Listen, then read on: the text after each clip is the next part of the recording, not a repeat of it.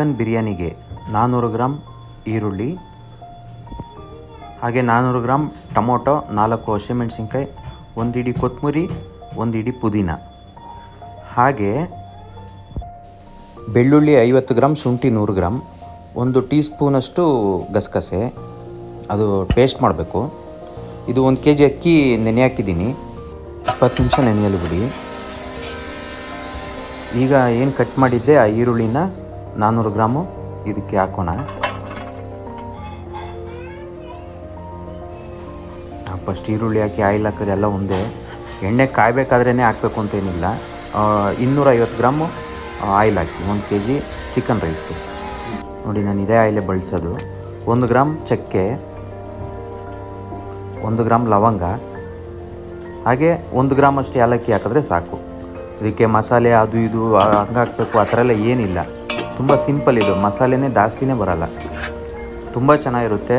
ನೀವು ದೊಡ್ಡ ದೊಡ್ಡ ಹೋಟ್ಲಲ್ಲಿ, ದೊಡ್ಡ ದೊಡ್ಡ ಫಂಕ್ಷನಲ್ಲಿ ತಿಂದಿರ್ತೀರಲ್ಲ, ಸೇಮ್ ಆ ಥರನೇ ಇರುತ್ತೆ. ಮನೇಲೇ ನಾವೇ ಮಾಡ್ಕೊಬೋದು. ತಟ್ಟೆ ಮುಚ್ಚನ ಇದು ಬ್ರೌನ್ ಶೇಡ್ ಆಗಬೇಕು. ಅಷ್ಟೊತ್ತಿಗೆ ಈ ನೀರಿಗೆ ನೋಡಿ 1 kg ಅಕ್ಕಿಗೆ 3 ಲೀಟ್ರಷ್ಟು ನೀರು ಇಕ್ಕಿದ್ದೀನಿ. ಈ ನೀರು ಕುದಿಬೇಕಾದ್ರೆ ಒಂದೆರಡು ಲವಂಗ, ಏಲಕ್ಕಿ, ಚಕ್ಕೆ ಈ ಥರ ಹಾಕೊಂಡು ಒಂಚೂರು ಕೊತ್ತಂಬರಿ, ಒಂದು ಚಿಟಿಕೆ ಪುದೀನ ಸೊಪ್ಪು ಇಷ್ಟು ಹಾಕೊಂಡ್ರೆ ಸಾಕು. ಆಮೇಲೆ ಅದು ಕಲರ್ ಬರಬೇಕಲ್ಲ, ನಾವು ಫಂಕ್ಷನಲ್ಲಿ ತಿನ್ನಬೇಕಾದ್ರೆ ಬಿರಿಯಾನಿ ಕಲರ್ ಇರುತ್ತಲ್ಲ, ಆ ಥರ ಬರಬೇಕು ಅಂದರೆ ಒಂದು ಸ್ವಲ್ಪ ಕಲರ್ ಆ್ಯಡ್ ಮಾಡೋಣ. ಆಮೇಲೆ ಇದು ಒಂದು ಸ್ವಲ್ಪ ಉಪ್ಪು ಹಾಕ್ಬೇಕು ಇದಕ್ಕೆ. ನೀರಿಗೆ ಯಾವ ಥರ ಉಪ್ಪು ಅಂದರೆ, ನಾವು ತಿಂದಾಗ ನೀರು ತೆಗೆದು ಟೇಸ್ಟ್ ಮಾಡಿದಾಗ ನೀರು ಬಂದು ಒಂದು ಸ್ವಲ್ಪ ನಮ್ಗೆ ಗೊತ್ತಾಗಬೇಕು ಉಪ್ಪು ಫೀಲ್ ಇರೋ ಥರ. ಬನ್ನಿ, ಇದು ಈರುಳ್ಳಿ ಬ್ರೌನ್ ಆಗಿದೆ, ಪಕೋಡ ಸ್ಟೈಲ್ ಆಗಿದೆ. ಈ ಥರ ಪಕೋಡ ಸ್ಟೈಲ್ ಆದ್ರೇ ಬಿರಿಯಾನಿ ಬೇಗ ಅಳಿಸಲ್ಲ. ಆಮೇಲೆ ತುಂಬ ಸ್ಮೆಲ್ ಗಮ್ ಅನ್ನುತ್ತೆ. ತಿನ್ನಬೇಕಾದ್ರೆ ನೋಡಬೇಕಾದ್ರೆ ತುಂಬ ಚೆನ್ನಾಗಿರುತ್ತೆ. 4 ಹಸಿಮೆಣ್ಸಿನ್ಕಾಯಿ ಆ್ಯಡ್ ಮಾಡ್ತಾಯಿದ್ದೀನಿ. ಹಾಗೆ ಪುದೀನ ಆ್ಯಡ್ ಮಾಡಬೇಕು. ಫಸ್ಟು ಪುದೀನ ಫ್ಲೇವರ್ ಹೋಗೋವರೆಗೂ ಒಂದು ಸ್ವಲ್ಪ ಫ್ರೈ ಮಾಡೋಣ.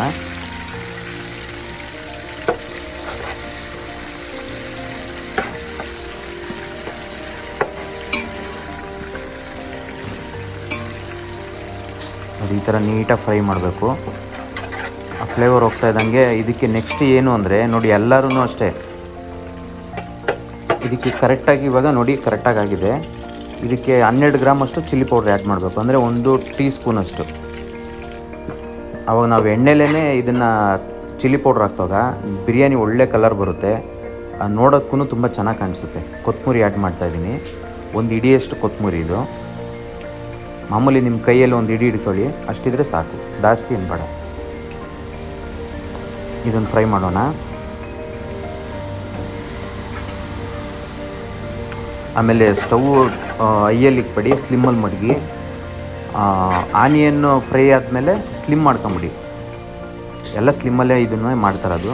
ಈಗ ನಾವೇನು ರುಬ್ಕೊಂಡಿದ್ವಿ, ಶುಂಠಿ 100 ಗ್ರಾಮು, ಬೆಳ್ಳುಳ್ಳಿ 50 ಗ್ರಾಮು, 1 ಟೀ ಸ್ಪೂನಷ್ಟು ಗಸಗಸೆ, ಅದನ್ನು ಹಾಕ್ತಾರದು.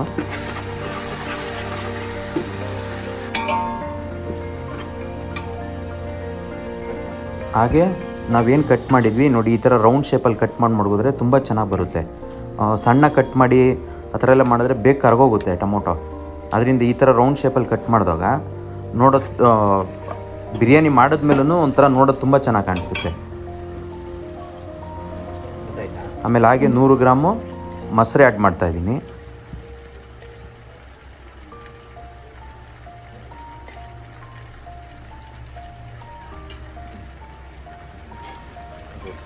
ಹಾಗೆ ಒಂದು ಸತಿ ನೀಟಾಗಿ ತಿರುಗಿಸಿ, ಸ್ಲಿಮ್ಮಲ್ಲೇ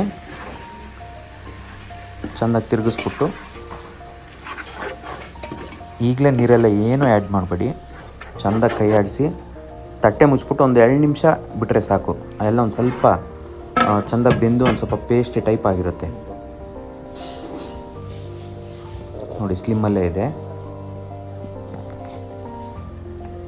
ಇದಾದಮೇಲೆ ನೋಡಿ ತೆಗೆದಿದ್ದೀನಿ. ಈಗ ಕರೆಕ್ಟಾಗಿ 1 kg ಚಿಕನ್ ಆ್ಯಡ್ ಮಾಡ್ತಾಯಿದ್ದೀನಿ ಇದಕ್ಕೆ. ನಾನೇನು ಪೀಸ್ ಏನು ತುಂಬ ದೊಡ್ಡ ಸೈಜ್ ಏನಿಲ್ಲ, ಮನೆಗಲ್ವ ಅಂದ್ಬಿಟ್ಟು ಸ್ಮಾಲ್ ಸೈಜೇ ತಂದಿದ್ದೀನಿ ಕಟ್ ಮಾಡಿಸಿ. ರುಚಿಗೆ ತಕ್ಕಷ್ಟು ಉಪ್ಪನ್ನು ಆ್ಯಡ್ ಮಾಡಿ ನೀಟಾಗಿ ಅದನ್ನು ತಿರುಗಿಸಿ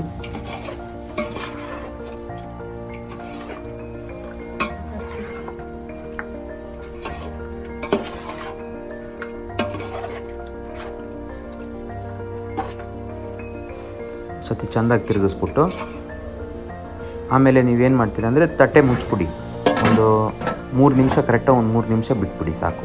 ಪಕ್ಕದಲ್ಲಿ ಇದೇನು ನೀರು ಕಾಯ್ದಿರುತ್ತಲ್ಲ, ಆವಾಗಲೇ ನಿಮಗೆ ತೋರಿಸ್ತೆ. ಅದಕ್ಕೆ ಅಕ್ಕಿ ಆ್ಯಡ್ ಮಾಡೋಣ, ನೆನೆಸಿರೋಂಥ ಅಕ್ಕಿ. ಇದೇನಿಲ್ಲ, ಗಂಜಿ ತೆಗಿಯೋ ಪ್ರೋಸೆಸ್ ಅಷ್ಟೇ ಇದು. ನಾವು ಈ ಸ್ಟೈಲಲ್ಲಿ ಮಾಡಿದ್ರೇ ನಿಮಗೆ ಫಂಕ್ಷನಲ್ಲೆಲ್ಲ ತಿಂತಿರಲ್ಲ, ಹೋಟ್ಲಲ್ಲಿ, ದೊಡ್ಡ ದೊಡ್ಡ ಹೋಟ್ಲಲ್ಲಿ, ಫಂಕ್ಷನಲ್ಲಿ ಆ ಸ್ಟೈಲ್ ಬರುತ್ತೆ ಇದು ಬಿರಿಯಾನಿ. ಒಂದು ಕುದಿ 2 ಕುದಿ ಬಂದರೆ ಸಾಕು. ನಿಮಗೆ ಗೊತ್ತಾಗುತ್ತೆ ಅದು ಹಾಫ್ ಬಾಯ್ಲ್ಡ್ ಆಗಿರುತ್ತೆ. 50% ಅಷ್ಟು ಬೆಂದಿದ್ರೆ ಸಾಕು. ಬನ್ನಿ, ಇದು ಕರೆಕ್ಟಾಗಿ 3 ನಿಮಿಷ ಆಗಿದೆ. ಒಂದು ಸತಿ ತಿರುಗ್ಸೋಣ. ಒಂದು ಸತಿ ಚೆಂದಾಗಿ ತಿರುಗಿಸಿ ಆಮೇಲೆ ಇದಕ್ಕೆ ನೋಡಿ ಕರೆಕ್ಟಾಗಿ 500 ml ಅಷ್ಟು ನೀರು ಆ್ಯಡ್ ಮಾಡ್ತಾಯಿದ್ದೀನಿ. ಯಾಕಂದರೆ ಎಲ್ಲದಕ್ಕೂ ಉಪ್ಪು ಹಿಡಿದಿರುತ್ತೆ, ಎಲ್ಲನೂ ಚಿಕನ್ಗೆಲ್ಲ ಕರೆಕ್ಟಾಗಿ ಹಿಡಿದಿರುತ್ತೆ. ಈಗ ನಾವು ಒಂದು ಅರ್ಧ ಲೀಟ್ರಷ್ಟು 500 ml ಅಷ್ಟು ನೀರನ್ನು ಸೇರಿಸಿ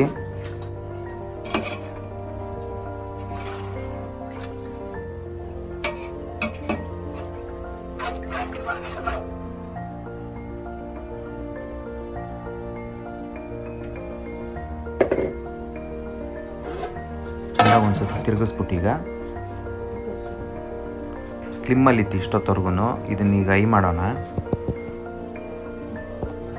ನೋಡಿ, ಇದು ಇವಾಗ ಹಾಫ್ ಬಾಯ್ಲ್ಡ್ ಆಗಿದೆ. ಇದನ್ನು ಏನಿಲ್ಲ, ಇನ್ನು ಈ ಥರ ನಿಮ್ಮ ಮನೇಲಿ ಜಾರು ಈ ಥರ ಏನಾರು ಇದ್ದರೆ ಗಂಜಿ ಬಸಿಯೋಂಥ ಪ್ರೋಸೆಸಿಂಗ್ ಇದೆ ಅಷ್ಟೇ, ಇನ್ನೇನಿರಲ್ಲ. ಇದು ಈಗೆಲ್ಲ ಆಗಿದೆ. ಇದು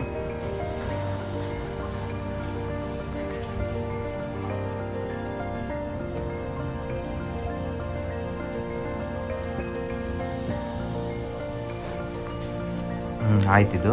ನೆಕ್ಸ್ಟ್ ಇಲ್ಲಿ ನಾವೇನು ನೀರೆಲ್ಲ ಹಾಕಿದ್ವಲ್ಲ, ಈಗಾಗಲೇ ಅದು ಕುದಿಯೋಕ್ಕೆ ಬಂದಿದೆ, ಚೆಂದ ಕುದ್ದಿದೆ. ಈಗ ಇದು ಅಕ್ಕಿ, ನಾವೇನು ಬಸ್ತಿರೋ ಅಂಥ ಅಕ್ಕಿನ, ಹಾಫ್ ಬಾಯ್ಲ್ಡ್ ಅಕ್ಕಿನ ಇದಕ್ಕೆ ಆ್ಯಡ್ ಮಾಡೋಣ.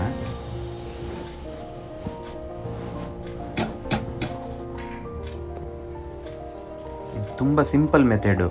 ಮಸಾಲೆ ಅದು ಇದು ಏನೂ ಇರಲ್ಲ. ನೋಡೋಕ್ಕೂ ಸಖತ್ತಾಗಿರುತ್ತೆ, ತಿನ್ನೋಕ್ಕೆ ಮಾತ್ರ ತುಂಬ ಚೆನ್ನಾಗಿರುತ್ತೆ. ನೀವು ಒಂದು ಸತಿ ಟ್ರೈ ಮಾಡಿ ಕಮೆಂಟ್ ಬಾಕ್ಸಲ್ಲಿ ಹಾಕಿ ಹೇಗೆ ಬಂದಿದೆ ಅಂತ. ನೆಕ್ಸ್ಟು ನಾನು ಮಟನ್ ಬಿರಿಯಾನಿ, ಇದರಲ್ಲಿ ಚಿಕನ್ಗಿಂತ ಮಟನ್ ಹಾಕಿದ್ರೆ ತುಂಬ ಸಖತ್ತಾಗಿ ಬರುತ್ತೆ ಟೇಸ್ಟು. ನೋಡಿ, ಈ ಥರ ಲೆವೆಲ್ಲಾಗಿರಬೇಕು ನೀರು. ಲೆವೆಲ್ಲಾಗಿತ್ತು ಅಂದರೆ ಕರೆಕ್ಟಾಗಿ ಅನ್ನ ಆಗುತ್ತೆ, ಉದ್ರುದ್ರಾಗುತ್ತೆ. ಇವಾಗಲೇ ನಾವು ಟೇಸ್ಟ್ ನೋಡಬೇಕು. ಉಪ್ಪು, ಖಾರ, ಹುಳಿ ಏನಾದ್ರು ಕಡಿಮೆ ಇತ್ತು ಅಂದರೆ ಆ್ಯಡ್ ಮಾಡ್ಕೊಬೇಕು. ಸ್ವಲ್ಪ ಉಪ್ಪು ಕಡಿಮೆ ಇದೆ, ನಾನು ಸ್ವಲ್ಪ ಉಪ್ಪು ಆ್ಯಡ್ ಮಾಡ್ತಾಯಿದ್ದೀನಿ. ಒಂದು ಸತಿ ನೀಟಾಗಿ ಇವಾಗ ತಿರುಗಿಸ್ಬಿಟ್ಟು ನೀಟಾಗಿ ತಿರುಗಿಸಿ ಇವಾಗ ಇದ್ರ ಮೇಲೆ ನಾವು ತಟ್ಟೆಯನ್ನು ಕ್ಲೋಸ್ ಮಾಡಿ ಐ ಮಾಡಬೇಕೀಗ. ಐಯಲ್ಲಿ ಇಕ್ಬೇಕು. ಜಸ್ಟ್ ಒಂದು 30 ಸೆಕೆಂಡ್ಸ್ ಆದರೆ ಸಾಕು, ಅಂದರೆ ಒಂದು 30 ಸೆಕೆಂಡ್ಸ್ ಆದರೆ ಐಯಲ್ಲಿ ಸಾಕು. ಸೈಡಲ್ಲೆಲ್ಲ ಹೊಗೆ ಬರುತ್ತೆ. ಆವಾಗ ಏನು ಮಾಡೋಣ, ನಾವು ಏನು ಗಂಜಿ ನಾವು ಬಸ್ತಿರ್ತೀವಲ್ಲ, ಆ ಗಂಜಿ ನೀರನ್ನೇ, ಆ ತಪ್ಪಲೆಯಲ್ಲಿರೋಂಥ ನೀರನ್ನೇ ದಮ್ಗೆ ಹಾಕಿದ್ರೆ ಸಾಕು. ಈಗ ನೋಡಿ, ಫುಲ್ ಹೊಗೆ ಬಂದಿದೆ ಸೈಡೆಲ್ಲ. ಸ್ಲಿಮ್ ಮಾಡ್ತಾಯಿದ್ದೀನಿ. ಸ್ಲಿಮ್ ಮಾಡಿ ಇದನ್ನು 20 ನಿಮಿಷ ದಮ್ಸಲ್ಲಿ ಬಿಡಬೇಕು.